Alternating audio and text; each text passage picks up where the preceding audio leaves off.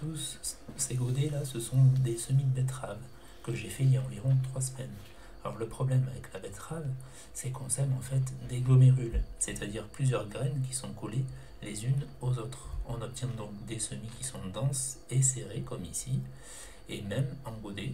Mais vous allez voir que ça a quand même un avantage puisque 4 à 5 godets suffisent en fait à faire plusieurs rangs.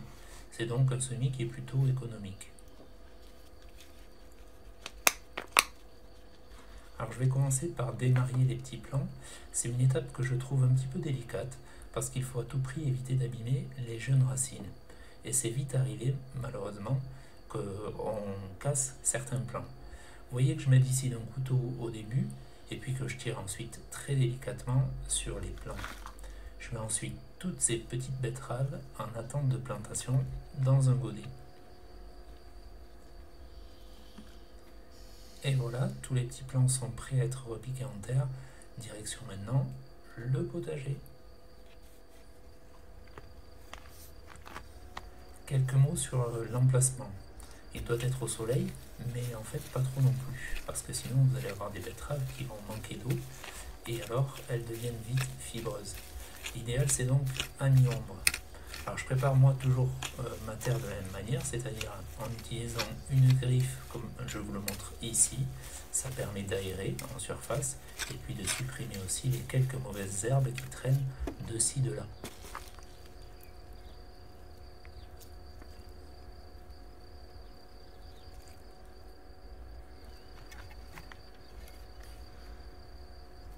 Pour obtenir un rang bien droit, j'utilise ce tasseau de bois. C'est assez pratique, mais vous pouvez aussi utiliser, si vous n'en avez pas, un cordeau de manière assez classique.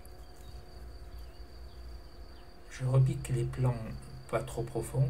Alors pour l'écartement, en fait, on va le choisir en fonction du moment de la récolte. Si vous aimez les betteraves qui ne sont pas trop grosses, vous pouvez serrer à 10 cm.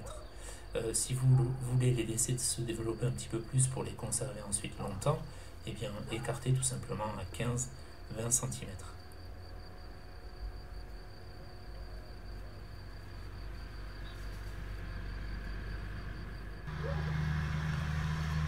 J'attaque ici le second rang et vous pouvez voir que je laisse environ 15 à 20 cm, même plus 20 cm, entre deux rangs.